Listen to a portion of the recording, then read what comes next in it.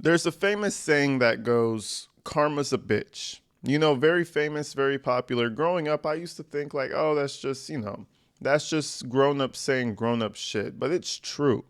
Karma really is a bitch. No matter what you do in this life, it's happened to me. I feel like it's happened to other people. When you go about doing certain things and putting certain vibes out into the universe, it has a way of ricocheting right back to you. You could call it reaping what you sow. You could call it karma. You could call it whatever you want to call it, okay? Some people just call it chance. But we have Miss Lori Vallow, regardless of what you want to call it, reaping her karma. If you don't know who Lori Vallow is, she's the psycho mom who had both her children disappear, Kaylee and JJ. They were found in like a pet cemetery. Real brutal shit. But before that actual situation, she was also involved with a situation with her ex-husband. Now, famously, her ex-husband was killed by her brother, Alex Cox.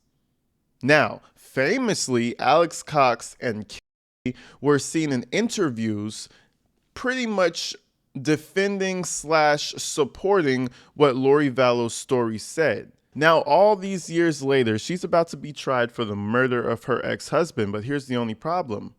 Those two people who supported her claims are now dead. Deceased. Alex Cox, no longer here. So now we have a situation where Lori Vallow's actions, allegedly, literally are hindering her from having a successful trial. The fact that her child is no longer with us and, you know, found in a pet cemetery, and she had all these, she thought her child was like a zombie demon, all types of crazy shit. All those psychopathic things you were doing with your kids are now coming back to bite you in the ass, because now none of those statements can be used and it's all hearsay.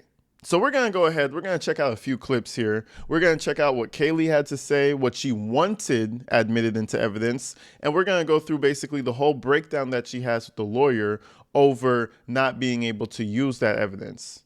And fun fact, she's representing herself. So you know we have to cover this thing extensively. We do all pro se cases. I feel like we should call this AG Tactical Pro Se because we cover it all. Okay? But anyways, let's go ahead and check the clip out. It's a wild ride. This is by far, I think, the craziest, most intricate story I've ever covered. Let's not even get into Chad Daybell's wife, who ended up dead. Shit is wild. But anyways, let's go ahead and check this out.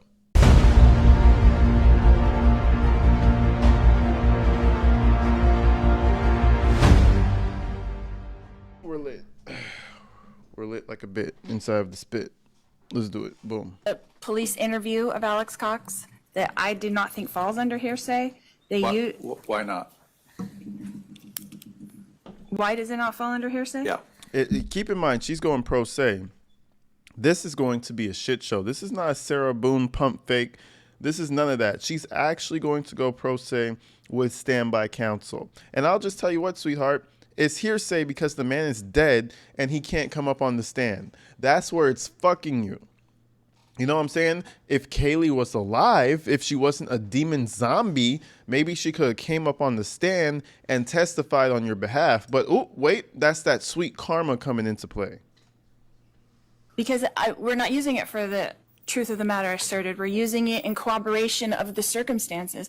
Everyone came in and told their same story that corroborates different facts in there, not for the whole truth of the matter. Aren't you arguing that what he said was true?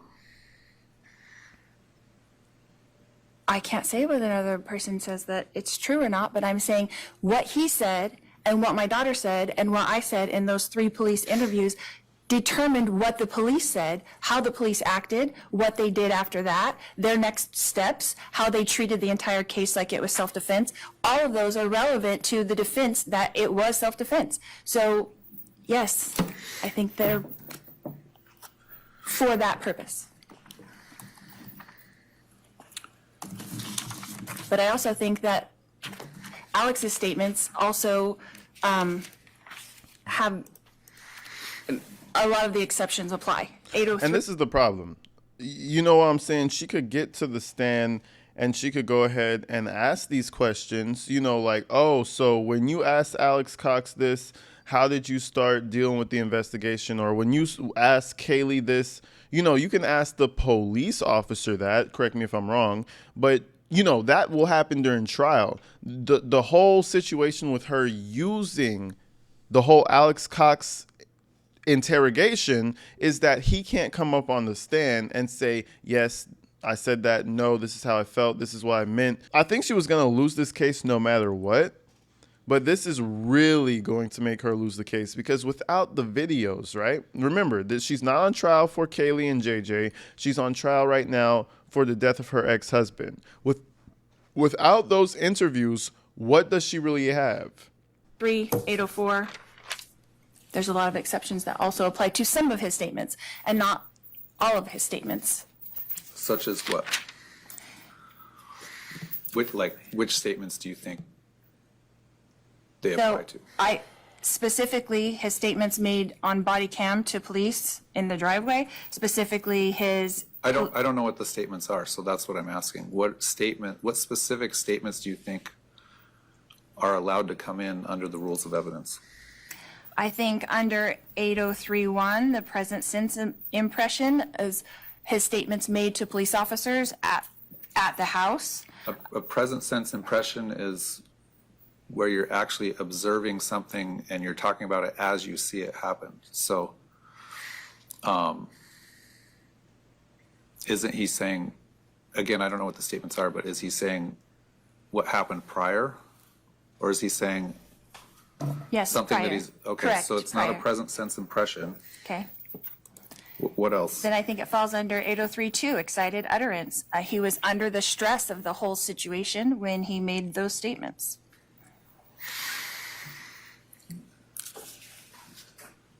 What was his demeanor when he made those statements?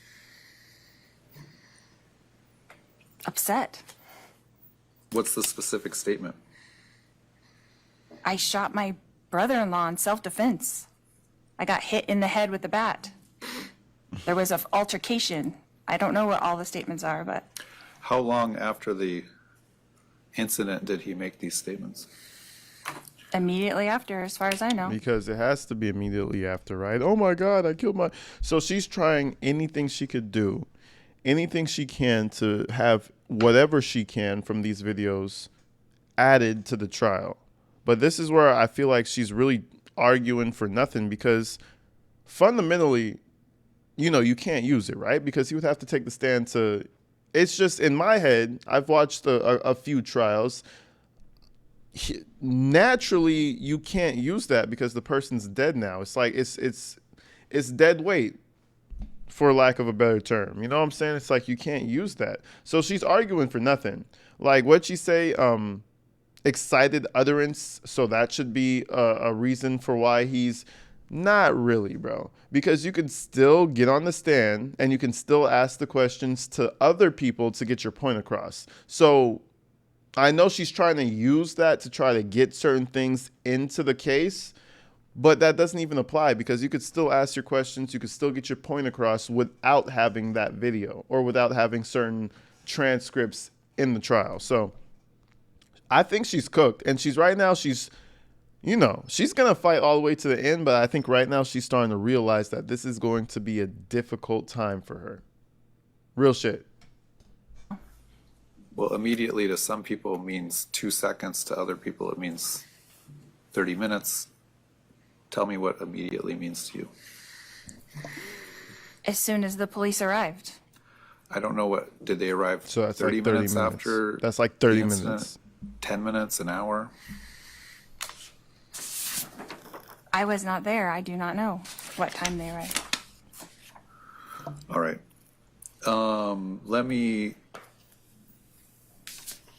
So you're asserting excited utterance. Some of these statements come in. What else? 8033, the mental, emotional, and physical condition, because it shows his state of mind, which was scared at the time. Any others? Yes. 8035B, the recorded recollection. I know that in the state's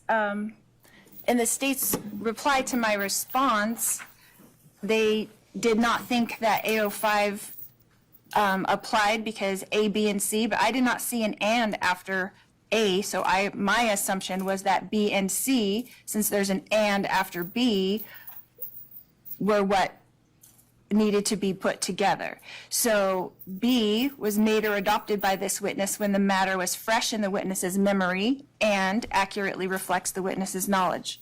So I felt like 803B, 5B, the recorded recollection of his police interview and the body cam footage applies under that exception. And you know what this goes to show? She's not no moron. Like, I'm listening to her. She's making her case. She's trying to have these things admitted into trial. It's not going to be, but I will say she's very cognitive. She's very aware of her surroundings. She's all there. At first, I thought she was just a crazy psycho who was just taking too much LSD and decided to do some crazy shit to her kids. She's really out here cognitively functioning, which is going to work against her. It's like she's going pro se. That's the worst thing you could have done. You should have had a lawyer. You should have sat there with a crazy face on your face. You know what I'm saying? You should have had a crazy look on your face or something. You're over here proving to everybody that you're just one evil motherfucker. You did all that shit to your daughter, fully cognitively functioning. No real mental illness. Like, she's able to pay her taxes. She's able to go to the grocery store and pay for food. She's all there. That's crazy. Imagine doing some shit like this to your daughter and you're actually sane. It's one thing if you're insane. That's terrible. You need to go to jail, whatever. But imagine you're 100% sane and you still did some shit like that to your family. Crazy work, bro. And you're going to notice as we do the deep dive on Lori Vallow, death follows her. Everywhere she goes, people just die mysteriously. It's a crazy world. All right. Generally, 8035 is a recorded recollection, meaning it's something they wrote down, or maybe they recorded their voice saying something. Let me ask the state to respond. We're just talking about the Alex Cox statements. Your Honor, Maybe I should start with, does the state intend on introducing any statements from Alex Cox? Your Honor, I haven't decided if we will at this point. I can say with 100% certainty, we will not be admitting his interview by police that was done after. You see what I'm saying? And that's the kicker for her. She wants that interview. Kaylee's interview, she wants that interview. She wants it so bad. But it's not going to be there. 10 o'clock in the morning. We don't.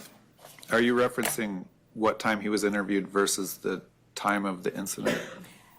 Let me say it this way. So the state has laid out in its motion the timeline. So that is actually in our motion. We show that when 8:30 a.m. is roughly. when the 911 call was made. So we have soon after that the police arrived, and there's body cam video from that interview. Then Alex Cox. And if you guys recall, that's when Alex Cox is sitting down on the side of the sidewalk and he's talking about what happened, what transpired inside the house, so on and so forth. This is the interview she's talking about. Later brought to the police station, and there is a in-depth interview with detectives at a little after 10 o'clock in the morning. So you may or may not be attempting to introduce statements at or around the time that the police responded? Correct, Your Honor. If we do, those would be brought in as co-conspirator statements against a party interest. So obviously the state can bring in statements that are hearsay against a party. Right.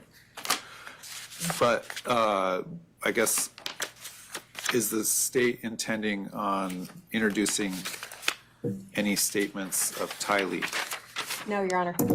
Tylee made no statements at the scene other than giving her general biographical information on body cam. Her entire statements were made at the police station, again, after 10 in the morning. All right.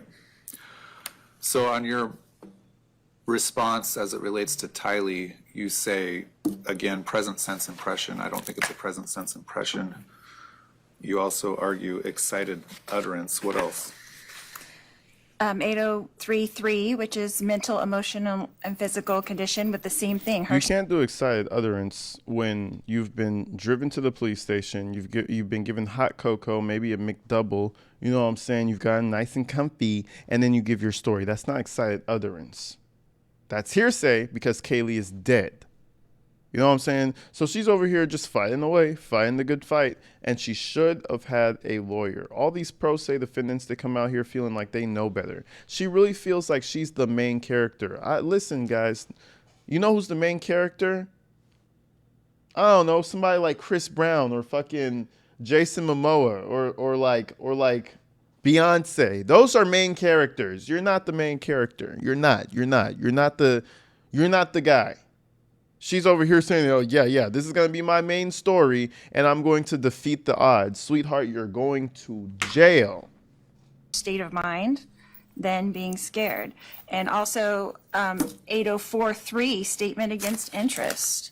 They use that statement in the indictment where Tylee says that Charles says, if you hit me with that bat, you're going to jail. That's the part where she's nervous in her interview saying she's scared to tell the police that she's the one that brought in the bat. So state of mind and the statement against interest both apply to Tylee's police interview.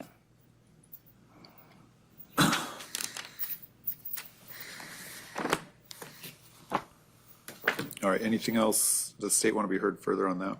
Your Honor, the only further thing I think that the state will bring in is that obviously the defendant has been found guilty of killing both Tylee, other individuals, but in this case, the defendant cannot benefit from killing a witness and then later try to bring in their statements for their benefit. So in addition... You know, that's not really too much how it works. You know, that's that karma right there. How are you going to bring in somebody who you killed because you thought they were a zombie demon to help you? That's insanity. That's not a catch-23 or catch whatever the fuck. That's just craziness, and the court will not allow that. Come on. We are human. We do have certain systems that don't work too well, but it's not. You're not going to be able to exploit that. Okay? You killed her, but now you want to use her statement. But anyway, let's move forward real quick. I want to show you a little bit of Tylee's interview, and it kind of shows that Tylee was at the time, you know, it's a little kid. She's a girl. She loves her mom. She supports her mom. And I don't know if these stories are true. I don't know if they're completely factual, but it's just crazy that you're going to kill your own people who is out here trying to defend you. Crazy work. But let's get a few snippets from the Tylee interview that she wants so badly to be introduced into trial. Let's do it. Like responding, but I honestly couldn't tell you what they were saying. It was kind of just like all jumbled up in my head.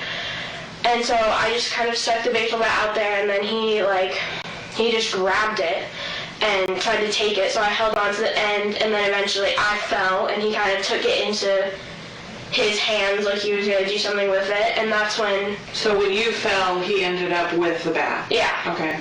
So we're talking about stepfather, Mr. Vallow, yanks the bat away from Tylee because they hear the argument, right? Tylee hears the argument. She comes out with the bat. Give me that shit, motherfucker. She falls over, and that's where we are right now. So it sounds pretty damning, right? It sounds pretty bad. He's terrorizing the family. But guess what? Sweetie, you can't use your dead daughter's testimony. Crazy. And I'm so glad that she can't. I'm so glad that she can't use this. Go in that shit by yourself. And so I fell to the ground, and then my uncle kind of like, I saw him take a step back, so my uncle, I think, grabbed him and kind of took him back so he couldn't like do anything. You saw your stepdad like take a step back? Take a step back, because he was really close to begin with, and then and so my mom said to go with JJ, and so I ran out the door, and then I kind of just stood there with my little brother. He was in the front seat of the car, and so I just kind of opened the door and just stood there, and like he was trying to get out, and I was like, no, we have to stay in. And I was like, oh, like, well, I told him, like, do you want to go in the Jeep? And then he was like, no. And then I realized that my car was blocked in, so I couldn't anyways. I was like, okay, like, just stay here. And then eventually my mom came out, and then we left from there. Okay. Yeah. Do you know what happened inside of the house? Has your mom kind of explained it all to you? I just kind of asked her, like, because I heard a noise, which I know what it was now, but it sounded like... She heard a noise. Listen, she was protecting her mom. And, you know, if somebody pulled me in the room and I was like, Mom, what the fuck are we in the police station for? And she was like, I killed somebody. Like, I don't know what I would do. I would probably try to help her, too. So I can't blame Kaylee for trying to help her mom out a little bit. But let's be real, bro. You know somebody got shot up in that bitch. You know that uncle likes to play with guns. You know all this shit, right? You have prior knowledge. You know what's going on. Either way, if this interview was admitted, I still think she would go to jail. It would probably give a little bit more reasonable doubt, but it still all goes back to the statement saying where he ran back for the gun and came and shot him. Because if you go back, Alex Cox was like, oh, things are getting crazy. He thought he was going to get hit by the bat. So he ran to the room, got his gun, and then shot him. The second that you ran to the room and got your gun and went back and shot him, that's where you lost me, bro. I could see if he said he ran to the room, got his gun, and just stayed there, or ran to his room, got his gun, and told him to get the fuck out, or I'll shoot you. You know, nothing like that was said. So it feels more to me like, oh, we're having an argument. I'm going to show you something. Like, you know the saying, like, I'm going to go to the trunk real quick. I'm going to pop the trunk. That's what I think Alex Cox did. So I'm not sure. Listen, none of us were there, but I'm not too sure if that was self-defense. I really don't think so. I think that Lori Vallow and Alex Cox didn't like that man, and together they decided to get rid of him. And they knew that story would work out. And it did. Let's be honest. It really did. It's only after JJ and Tylee got killed that everybody started to think like, oh, wow, maybe they were terrorizing her ex-husband, you know? But anyway, this is the first video of a few, because I'm definitely going to be covering this trial. I really want to see what Lori pulls out, because we know she's not crazy. Put down your comments. Comment what you think about this situation. Give me all your conspiracies. This is going to be an interesting one. But until then, I'll see you guys soon. Peace. Love y'all.